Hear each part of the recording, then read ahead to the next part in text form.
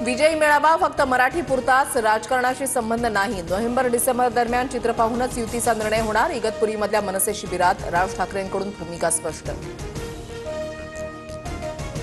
मी प्रदेशाध्यक्षपदाचा राजीनामा दिलेला नाही। जयंत पाटलांकडून चर्चांना पूर्णविराम। भाजप प्रवेशाबाबत कुणाकडून विचारणार नाही, आपण विनंती केली नसल्याचं स्पष्ट। अलीकडच्या काळामध्ये जयंत पाटलांना मोदींच्या योजना आवडतात। मोदींच्या योजना लागू करा हा पाटलांचा आग्रह स्वागतार्ह। मुख्यमंत्री फडणवीसांचा टोला। मवियापेक्षा इंडिया आघाडीची बैठक होणं सद्यस्थितीमध्ये महत्त्वाचं। उद्धव ठाकरेंचं मत। तर मित्रपक्षांच्या अधिकृत भूमिकेनंतर आघाडीमध्ये लढायचं की स्वबळावर, याची रणनीती ठरणार, सूत्रांची माहिती। स्थानिक स्वराज्य संस्था निवडणुकीच्या अनुषंगानं फडणवीसांकडून वर्षावर विभागनिहाय बैठका। मराठवाड्यातील आमदारांसोबत चर्चा। प्रलंबित विकास कामं आणि समस्या मांडल्या।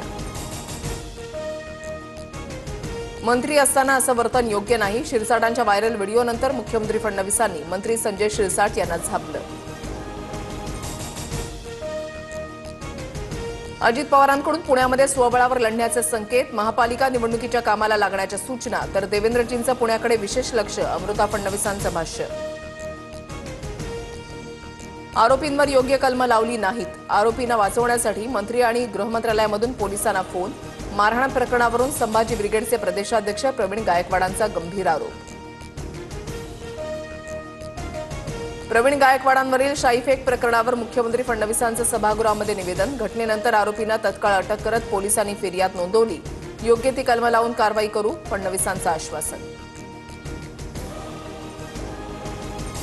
मीरा भाईंदरमधील मराठी मोर्चा रोखण्याचा प्रयत्न भोवला। पोलीस आयुक्तांनंतर आता उपायुक्त प्रकाश गायकवाडांचीही उचलबांगडी। फडणवीसांनी महासंचालकांना आंदोलनासंदर्भात विचारणा केली होती।